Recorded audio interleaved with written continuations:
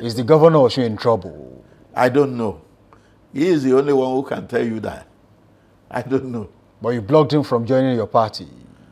We blocked him from joining our party because we gave him the conditions and he couldn't stay by it. There used to be PDP, but PDP is in disarray, as you know. And you are happy? Just like the president. Of course, I will be happy.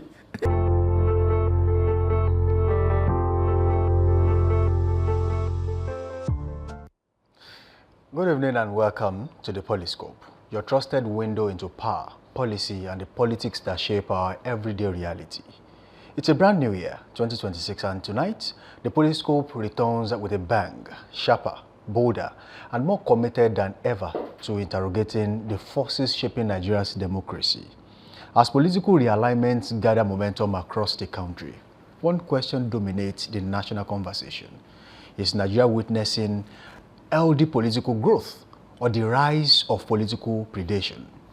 Tonight, we place the spotlight on the ruling party and examine a trend that is redefining party politics, ideology, and the future of opposition in Nigeria. Samson Balogun is my name, and thank you for joining us. The very big conversation tonight is titled, Politics or Predation? How APC's relentless capture of sitting governors is reshaping party ideology and democracy in Nigeria. Now, in recent months, Nigeria's political space has been jolted by a wave of high-profile defections, particularly sitting governors and key power blocks crossing over to the All Progressives Congress, APC. From the North Central to the South-South, the political map appears to be tilting in one direction, towards the ruling party. Supporters of the APC describe this trend as proof of growing national acceptance, improved governance, and their credentials, and a sign that politicians are aligning with the Center for Development. Critics, however, see something more troubling: a politics of survival, state capture, coercion, and the steady erosion of ideological boundaries. This raises fundamental questions. One, is the APC truly growing or merely swelling with defectors seeking relevance and protection? Are we gradually drifting towards a one-party state, not by law, but by political pressure and convenience? And perhaps, most critically, can a party that absorbs diverse and often conflicting political interests avoid internal implosion in the long run? History teaches us that rapid expansion without effective conflict management often leads to internal crisis, factional battles, and eventual fragmentation, just like you are seeing in the PDP, with unresolved internal disputes, competing ambitions, and ideological delusion. Should the APC leadership be worried that today's strength may become tomorrow's instability or weakness? To help us unpack these issues this evening, we are joined by a key voice within the ruling party, the All Progressives Congress. And my guest tonight is the APC Southwest Publicity Secretary. He's been the secretary, he's been there since the Nadeco days, a chieftain of the Afenifere Renewal Group, a man deeply involved in party organization, regional politics, and progressive thoughts. He has been there, yes, just like I said the other time, since the Nadeco days. So you can just check that online and see how long that has been in the progressives fold. He's no other person than someone who people would love to call Chief Ayo Afolabi. But on this show, I'll call him Ayo Afolabi this evening. Good to have you on the show. Thank you very much. It's a pleasure being with you once again to judge on issues as it affects the borders on national development. National development, the Southwest in particular, right, and how to move Nigeria forward. Thank you for joining us on this show. Thank you very much. There's a lot to unpack. But first of all, let me say Happy New Year to you. And same to you. We hope it will be a beautiful year with plenty of things to say God we thank you for. All right. And the APC is already doing it because we've seen improvement in the lives of Nigerians. All right. Okay. We'll get to that part. And, there's a lot to talk about. So, I want to ask you this question. Yes. Why is the APC attracting a number of I mean, an unusual number of sitting governors across the country? Well, because what we have now is unprecedented in the history of Nigeria as a democracy. We've had times where the PDP had a very good number of sitting governors, AMPP had theirs, and then you have the progressives also having a good number of governors. But now, it has tilted more towards the APC. About 26 or 27 governors now are in the fold of the APC. Yeah. Thank you very much. We've had in the past, like you said, a situation where tsunami went into our elections. Tsunami, I would say it. Right. In 2003, when then President Obasanjo, yes, came for his second term, and he had to conjure a tsunami to go into our electoral system, and so many governors whom people thought would have won their states actually lost their states, not because people didn't vote for them, but because the PDP brought in a tsunami, which is like saying a war to cover up election rigging. Okay, and so fine, we have said fine, that is okay. But APC won't do that. People have come into APC, and we said there are 27 now. I foresee a situation even before the elections take off. That more governors will join you. Of course, I'm sure Ekiti will, before the general election comes, Ekiti will retain its seat, and I'm sure Osun State will join the governors. And I can foresee a situation where we will not have less than 31 out of governors 36 in the APC. Now, you ask me, why are they coming into APC? Right. The answers to that could be answered best by the individual governors. But you see, it varies. There are those who felt, hey, this government is doing well. Our states have never seen a situation where the volume of revenue from the federal government had come in like that before. By this time, the states are usually crying for not being able to pay salaries. But no state can say that as of today.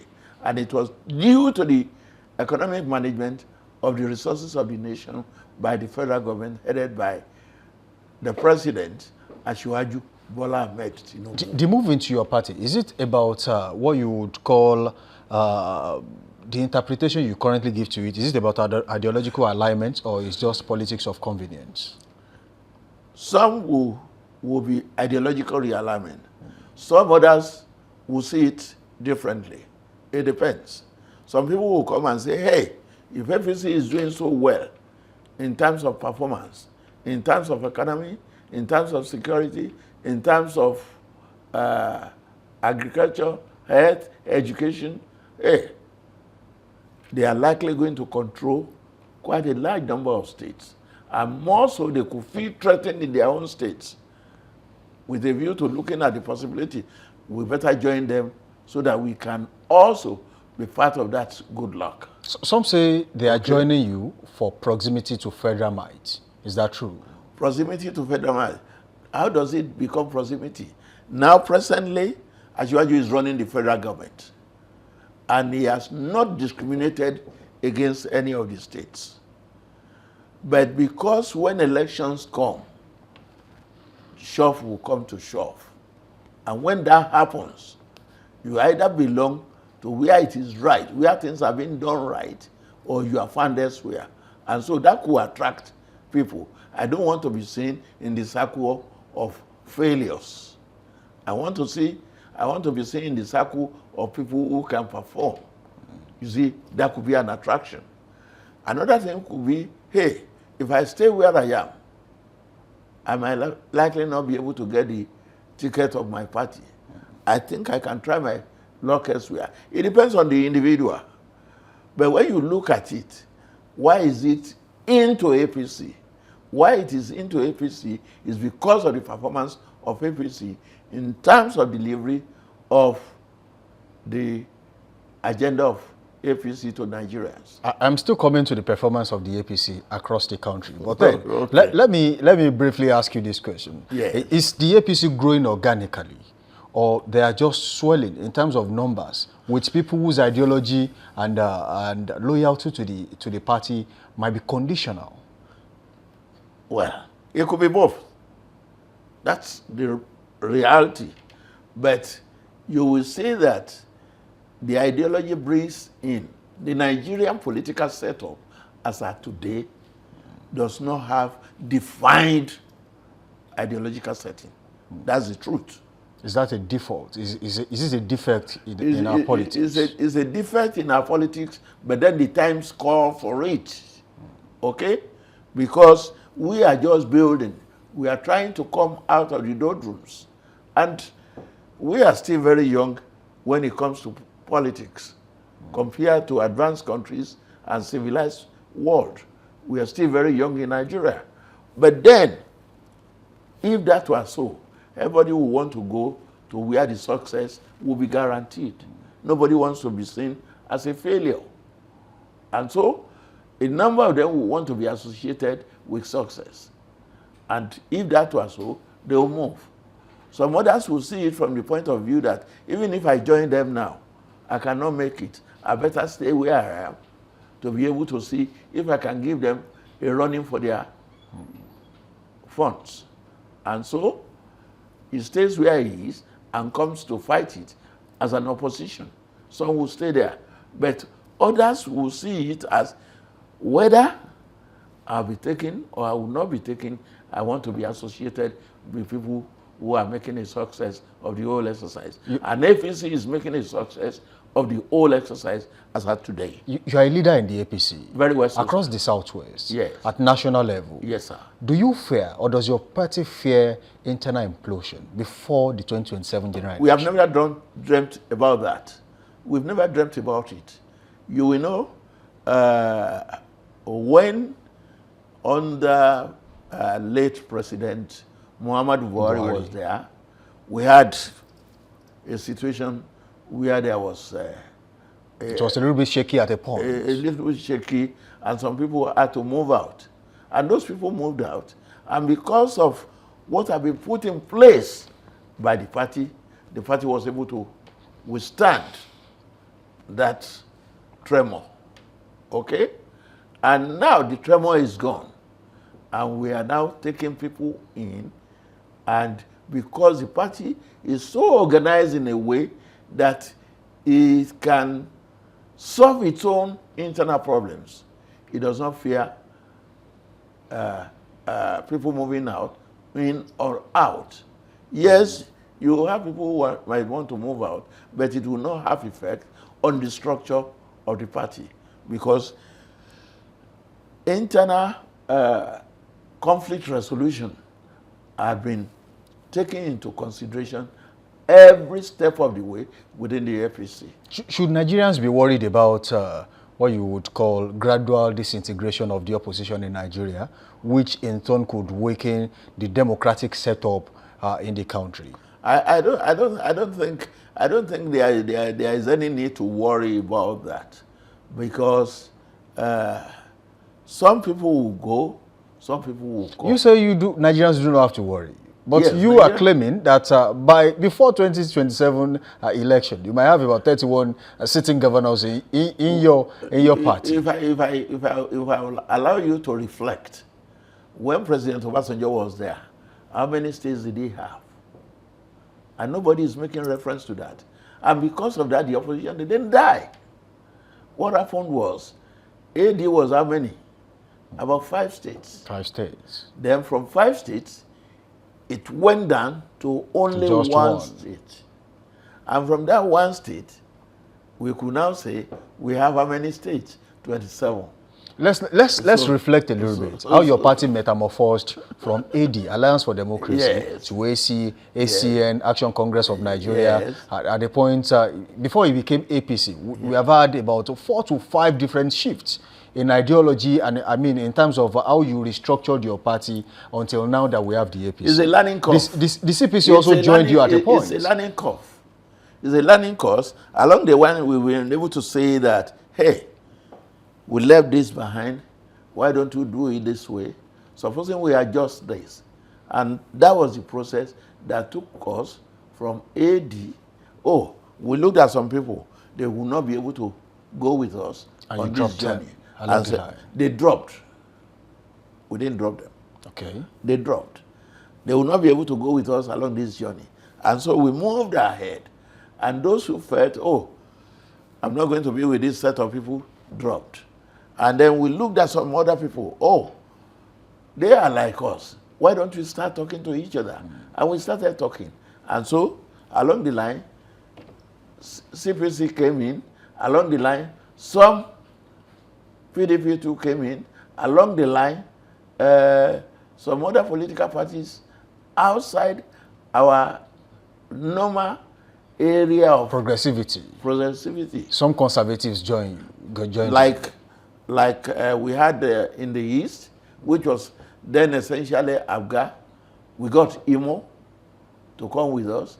And since Imo had come with us, today we are proud to say that we are having virtually, except one, I think, no, all the states in the South that were PDP are now in APC. Probably one out of the 5 states of the East. That's Anambra. Charles Chukwuma Soludo. Yes. Belongs to the Abga. Belongs to the Abga. All of us are within the APC. And so it is. And the Southwest, we've always been in and out due to one reason or the other. And you are quite bullish about your chances of reclaiming the Southwest. Oh, we are quite bullish, and we will be more aggressive in getting Oyo and Osun back. Now, judging by what you just said now, where is the line between political persuasion and political predation? There's a difference, because even after you've done whatever you want to do, you will go back to the electorate. And you cannot force yourself on them. They will have to vote. Okay. So it is by voting. Otherwise, if it was predation, we won't lose Oyo State. If it was predation, we won't lose Osun State, more so to a dancing, singing governor. Okay? But because it was persuasion, and so we lost them at that time. Now we are prepared. We knew where we made mistakes, and we are going to correct those mistakes and get the states back into our covers. So what were the mistakes your party made going into the last election that made you lose some of the most important states to you? Even the president lost his own state. Which ones are the most important states? Even the president lost his own state. He didn't lose his own state. Presidential election, he lost the states. He didn't lose the state. He got more than 25%, which was the minimum you are supposed to have in every state. Judging by the fact that he's from Lagos State, was that enough? But it wasn't just that. He got up to 40-something% of the Lagos State votes. So what are you saying?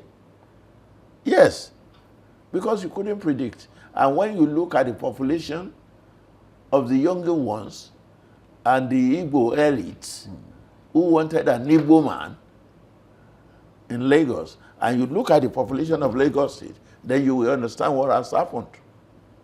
And we are prepared for that this time around. We've made approaches to the youths to see what our programs are for the youths. We've let the Igbo people see that we are not against them and that we are ready to work with them. And that is why we've been able to get quite a number of the states in the Southeast to join us. Okay? So the issue of we predating does not come. Is the APC cutting these governors or they are coming on their own volition? They come on their own volition. I want to join your party. Yes. Even being a sitting governor. I want to join your party because the way you have run things within your political party as well as the federal government makes an appeal to me. And so we tell him, fine, you want to join, there are procedures. Go back to your states. Go and start the process. If the people in your state accept. You see, it's not something that the governor could just walk up to Asiwaju Bola Ahmed Tinubu and say, I want to be, and then it is. Was that the case in Osun? No. Did you reject Adeleke in the Osun APC? Look, we couldn't have taken... He was seen of not being with the president. People thought he was moving to the APC. No, he's but not, people like you, as leaders in the APC... Listen. Adeleke wanted to cross to the APC. But the APC people in Osun State had already had a deluge of members of the PDP joining them even much earlier. You remember they had 3 senators. Right. 2 of the senators were already with us. They had about 9 or 10 House of Rep members. About 7 or 8 had already come to us. That tells you, hey. That was where you felt you don't even need the governor. We don't need him because we already have, and we are not going to be able to take him on because he does not believe in the principles for which we exist. Some said one of the reasons that he did not join your party was because you said he was going to go into the primaries with other members who were contesting for the position. That was it. He knew he does not have what it takes to win in your party. Okay. Is you that the answered case? It for me. That's yes. He couldn't. Look, if you want to join us, join us. Let's go into the primaries together. He knew there was no way he would win. He knew. And so he went back to where nobody would challenge him. And getting to where nobody would challenge him, there was already a divided house that couldn't hold things together. And so the divided house already had another candidate in the person of Ayo. So what are we talking about? Is a governor will be able to go if his people will go along with him. It's not just you walking to the president in Abuja, in Aso Rock, and saying, I want to be a member of your party. No. You have to be able to agree with your people that that was the best thing to do in relation to the number of people who will be able to vote for the party you are going to at the appropriate time. And so we are looking at it in terms of swelling our population, in terms of people who believe in the principles for which APC was established. Okay, now let me ask you this question. Can democracy truly thrive when the ruling party dominates at federal and subnational levels? Well, it could thrive for as long as that party is doing what he promised to the people and the people are in agreement with it. The moment the people disagree, they'll go to another political party. It's part of democracy that they will be able to vote and follow you as a political party for as long as you're doing things you promised, for which they will confess initially that that was the way to go. The moment you deviate or they think you are not doing what you promised, they move elsewhere. Okay? So? How does your party reconcile its expansion, judging by the fact that, by history, prolonged dominance by a ruling party usually end in instability? We have seen that happen to the PDP. Because the PDP didn't manage their success. How about that? They said they were going to rule for 50 years. You must be able to manage. Look, if you are expanding, there are things to start looking at to ensure that you can manage the level of expansion you are having. If you don't manage that level of expansion in relation to how you run things, how you set up crisis resolution teams, how you relate within the party structure, then, for example, before APC came into being, at the onset, APC set up what we will call party registration. That was the only party that had that successful bid at that time. And so that enabled those who are running the party to know what how many party members you have. Yes. How many party members, how do you cope with their demands? That's number one. So if you have that kind of setting, now we are already doing it all over again, and this time electronically. At that time, we did it manually. Why did we have to go electronically this time? To be able to improve on our past and to be able to get ready for what is coming. If we are going into congresses and convention now, it's going to be a different approach, because whatever we collect from the field in terms of this data will guide us in how we handle things. Okay? But the other parties don't do that. They just come, hey, PDP, the number of crowd. And maybe that's dependent on how much naira circulates within those you call into a crowd. Okay, with people from different parties coming into your political party, especially with different ideologies, don't you think your party's ideological foundation is being eroded, is being diluted one way or the other? I just told you that we are not having a strict ideological, we don't have strict ideologically based parties. Can you start with the APC? In Nigeria, including APC. No, we are just building. We are just building. And it will take time before you can say this party is left or right. But for you to start saying it at this time, do the average voter understand what left or right mean? I think our media is too much on this, that they read in the books and they read of political parties in civilized countries to be able to see if such things can be imposed here. No, it will take us time. We will have to learn and relearn and move forward. And that is exactly what we are doing now. Okay, with the number of members you have in your party, at this time, what does the APC stand for besides winning an election currently? We stand for making sure that we take care, the welfare and progress of Nigerians is taken as a paramount reason for appealing to Nigerians to vote for them to be able to rule the country. Is that being done as we speak? Very well so. You know what has happened in the last how many years? Since Bola Ahmed Tinubu came there, you know what Nigerian was. You know what the prices were. A bag of rice, so even this time last year, a bag of rice was sold for 100 naira. 100,000 naira. 100,000 naira. 100,000 naira. Today, how much is a bag of rice? It's between 45 and 50,000 naira. What is the price of tomato in the market now? What is the price of other food items in the market? Onions, tomatoes, beans, and so on and so forth.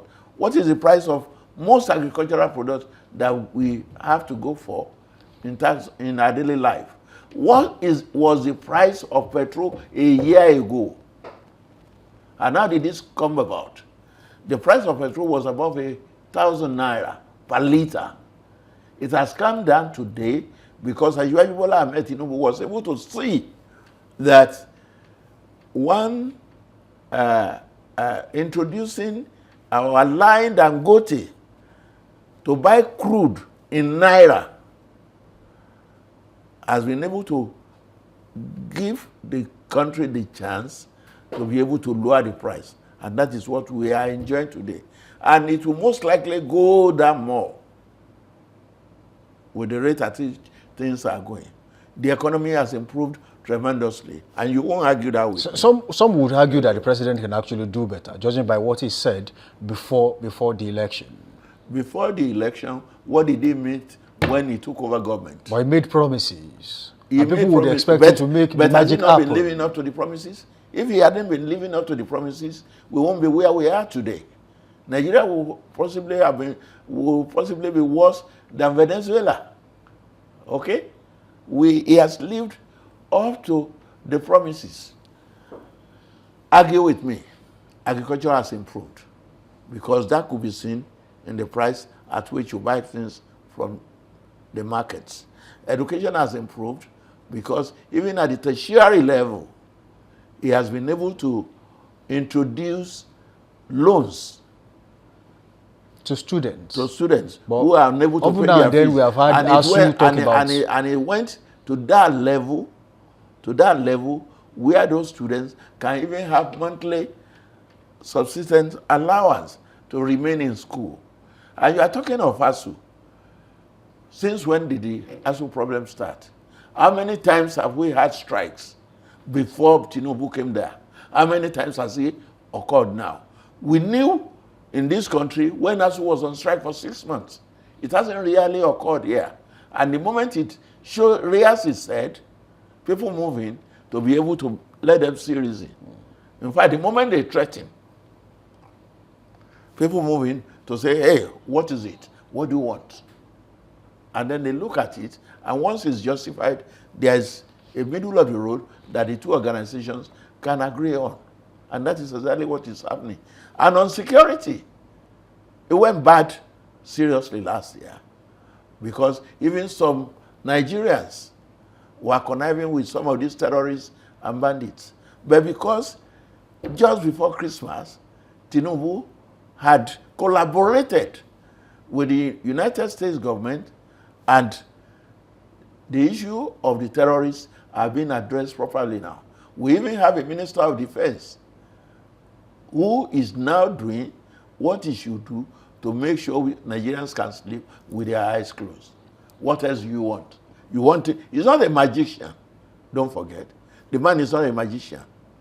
He's a human being like you and I. The question is, how long will it take to fix He has been very Nigeria? responsive to the needs and demands of the Nigerian. How long will it take to fix Nigeria's problems? Oh, how long has it taken to fix U.S. problems? Problems are there, and it comes up almost on a daily basis, and you set up another system to be able to take care of it. You, in your life, as a human being, you think back, since you were born, since you were of age that you can now know, oh, I have a problem. How many problems have come across your life? And how many times have you solved them? And what are you doing to be able to face future problems? That's what you are asking me. Problem is a normal occurrence in daily life, and it will keep occurring. And how you address yourself to such problem is the important thing. You are a chieftain of the Afenifere Renewal Group. Very well so. Afenifere is synonymous to progressivism in the country. Very well so. What is Afenifere doing to make sure that progressivism is rooted across the country? I think you got it on there. Afenifere Renewal Group is not a national organization. It is strictly a Yoruba Southwest organization. And it's because the Southwest is homogeneous.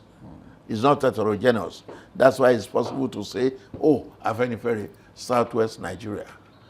And this idea was inherited right from the Awolowo days as Premier of Western Region. And it was being we're trying to renew it so that we can have those good days back. Look, we were all Nigerians when Southwest had the first television station in Africa, even ahead of France. We are all Nigerians when Southwest had the first skyscraper in Nigeria. We were all Nigerians when Southwest had what you could call an industrial area hub in Lagos, Ikeja. It wasn't even Lagos then, it was Ikeja. Okay? We were all here when Southwest had the first housing estate in Nigeria, your Bodija estate here. And so the idea of having a very renewal group was to make sure that we don't lose that trend. We get ourselves together, remind our people that, hey, we've got to continue being the leader. We had the first international stadium the Liberty Stadium in Ibadan. What is the state of that stadium today? Huh? So those are things we want to remind ourselves with a view to moving forward. Okay, let me very quickly ask this before we move to something else. Afenifere and politics. Yes. How have you been able to separate these two? Is Afenifere a body alone, or it has been enmeshed in Nigerian politics over time? Afenifere assists politics to make sure they can see what our people want and how best to achieve it. Meaning a huge number of Afenifere members are politicians. Well, a huge number of Yorubas believe in progressive politics. And because a huge number of Yorubas believe, it is easy for us to be able to see what progress we could implant in Yoruba land, southwestern Nigeria, if you choose to call it that way. But I choose to call it Yoruba land. Okay, very quickly, I want to do an expansion on what we discussed in Osun. Okay. I asked you a question, pre-interview, and I asked you, is the governor of Osun in trouble? I don't know. He is the only one who can tell you that. I don't know. But you blocked him from joining your party. We blocked him from joining our party because we gave him the conditions, and he couldn't stay by it. The condition you have repeated here, we wanted him to come, fine. You want to come, fine. But then when you come, you are not just going to assume that you'll be our next governorship candidate.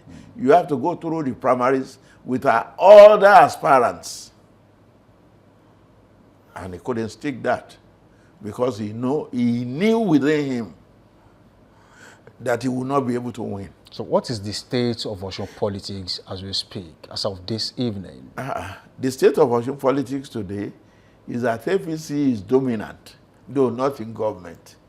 And the state of politics in Osun, when you look at the other political parties, I don't know which other political parties are there. There used to be PDP, but PDP is in disarray, as you know.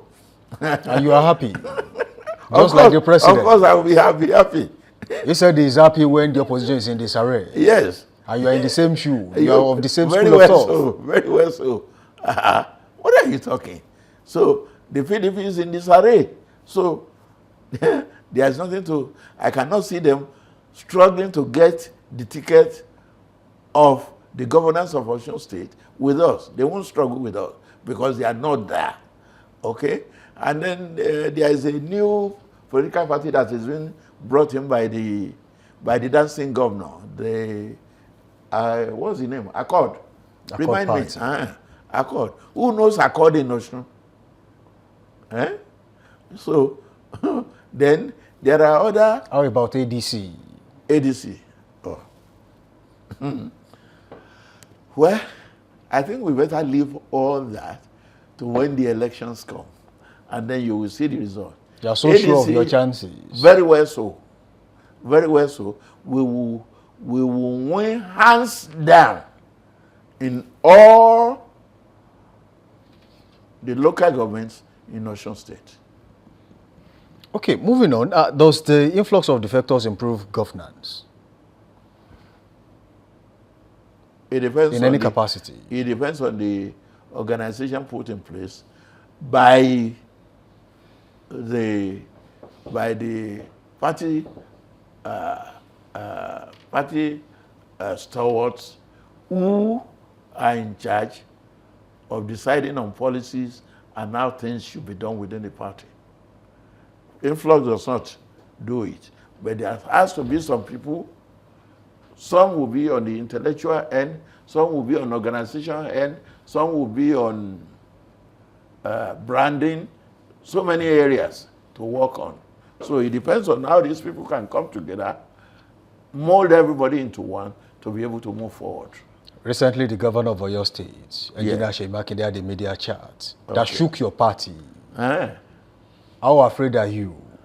Well, your political party. I don't know if Seyi Makinde, as of today, we even agree with you on that statement.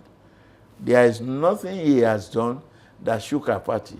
Rather, there are things that are taking place even when we were not directly involved initially, but which we know had shaken Seyi Makinde to the foundations of his political beliefs. And we know that, and we are aware, and they have had to keep issuing different statements to be able to correct themselves. And we are watching. He was so sure of what he was saying. We are not ready. He claimed he got 30 billion from the presidency. Now that you went into it, because I didn't mention it. Former Governor Ayodele Fayose accused him of taking 50 billion from the federal government. But he defended it. For the Bodija bombings. He defended it by saying that if Ayodele Fayose had, if he's saying that, he should be able to prove it. He provided a requisition form and not a receipt of payment. Why did he react? Why did Seyi Makinde react to that requisition? And why did Seyi Makinde admit that it wasn't even 50 billion that he got 30 billion? And he also went ahead to say, we have not touched this money. Before, don't jump the gun. And why did Seyi Makinde say that, we have only spent 4.5 billion of the 30 billion, and only to wake up the following day to say, we have not spent it. We have not even touched it. We are waiting for the balance of the 20 billion. And that we took money, so he took some money from the federal government and didn't want the people of the state to know. People have known now, and they know who Seyi Makinde is. And it's just starting. So, some say he wants to be president. Well, let him throw the hat into the ring. He has mentioned time and time again that he is qualified, eminently qualified to contest. Look, you are qualified to contest the position of president, but throw your hand into the ring. When you throw your hat into the ring, then we will know you are ready. He cannot. What is his antecedent? What is his political antecedent? He's been governor for 6 years, over 6 years. So that qualifies. He's experienced politically now. He's experienced. And in terms of governance. Okay, let him come. He will meet his mates there. He's not in the class of Asiwaju Bola Ahmed Tinubu to even contest with Asiwaju. Okay? He's not just making noise. Presidency is not about making noise that I want to be president. With Oyo State, that is 1 out of 36 states. It's already been shaken. It's changed figures on 30, 50 billion 4 or 5 times. Let him come into the race.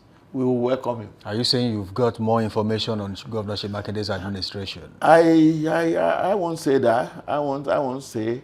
But if the situation warrants and there is a need for us to go to town with anything, we will go to town with it. Was that statement made by former Governor Ayo Afolabi state-sponsored? State-sponsored. Ayo Afolabi, that I know, is not a member of APC. But he openly declared that he's with Asiwaju Bola Ahmed Tinubu. Yeah, that's at personal level. He's not a member of APC. He's not in the government of Asiwaju Bola Ahmed Tinubu. He's not in any state government that is APC in Nigeria. He has friends elsewhere. I know his closest friend is Wike. Maybe you should say he got the information from Wike, because they were all in the same camp before. I don't know. Moving on. Let's talk about Wike, since you mentioned his name. Yes. He is from Wike. Yes. He's the current landlord of the FCT. Yes. The Minister of the Federal Capital Territory. And he's doing a good job of that position. He's delivered in terms of improving on the infrastructural layout of Abuja. Is Wike an addition to the APC or a burden? I don't understand you. He's not part of APC. He's not. But he works with your administration. If he's not an addition in terms of being a member of our party, he cannot be a burden to us. He's in government. As a member of the PDP, the president solely identified him as somebody who could be useful to his government. And he was given appointment in that. And he's responsible not to our political party, but rather to the government of Asiwaju Bola Ahmed Tinubu. As it stands, you look at the current trajectory. Yes. Recently, you brought the chairman of the APC and the chairman of the PDP to the same podium. Yes. And challenged anyone to try it in their state. Which of the... Is that dangerous politics? That's in Rivers. Yes. Well, there's nothing for me to comment about. Is Wike doing too much? That is his state. He knows them. They were probably in the same camp before they separated. So if he's able to bring them together, it means by the next election, we will not expect hooliganism and quarrel at the elections. We will have friends fighting it over at the polls. And that's good for our elections. All right. Let me ask you this about local government autonomy. Okay.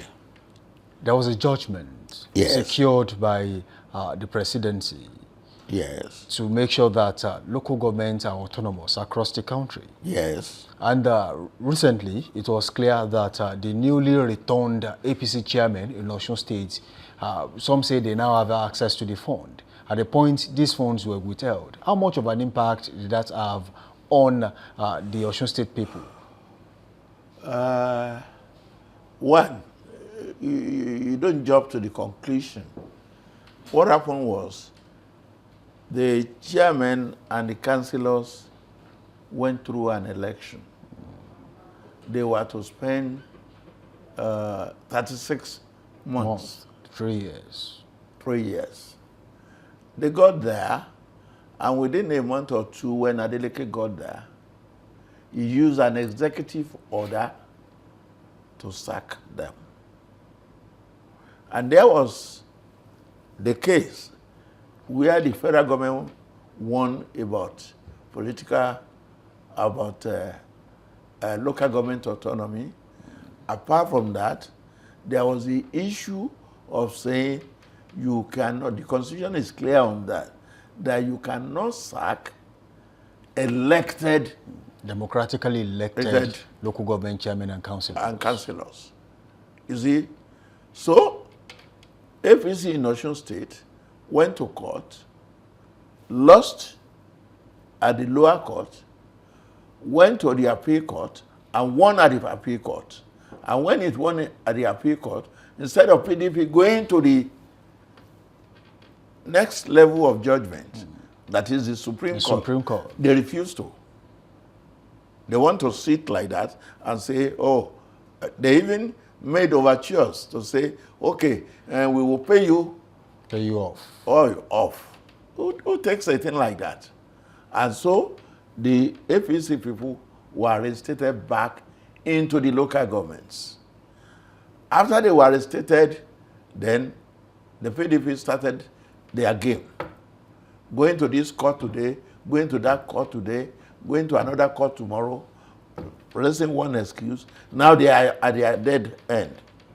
And the Nogi joined because he was paying them, that is, the governor was paying them from his own end. And so they refused to go. But now that the PDP had gotten to their dead end, they don't have a choice other than for the Nogi to come and resume duty, which they have done. In the process, during this process, APC has started being able to get the trapped funds for the period of about 9-10 months now, released to them. It has only delayed the development that will have taken place during the local period. Yes, that's it. It has delayed it. It has civil things for people of Osun at the grassroots level. But things in another 1 or 2 months will become normal at that level. There's nothing else to do. We do hope that we have enough time to continue this conversation. There's a lot to unpack, but then... No, we can continue. Some other time we'll bring you here to talk more about happenings across the country. We say thank you for joining us on this show this evening. There has been an eye-opening session with you. It's been my pleasure being here with you. There are always issues to raise, especially in a political setting. But one thing I can assure you is that the APC takes into consideration the wish and wants of Nigerians. All right. And we will keep to that. All right. Thank you so much for joining us. Thank you. All right. As we have examined tonight, political dominance can be a sign of strength, but it can also be a test of discipline, ideology, and democratic responsibility. Whether the APC's current momentum represents organic growth or strategic predation, one thing is clear. Nigeria's democracy thrives best when competition is strong, opposition is viable, and internal party democracy is respected. The coming months will reveal whether the APC can manage its expanding tents or whether unresolved internal tensions will challenge its dominance from within. Thank you to my guest this evening. We fondly call him Chief Ayo Afolabi, for sharing his insights. He is the Publicity Secretary of the APC in the Southwest, and definitely is also a member of the Governing Council of the University of Ilorin, and definitely is a chieftain of the Afenifere Renewal Group. Samson Balogun is my name. Join us again next week, same time, same station, as we continue to examine power through critical lens. Good night from here.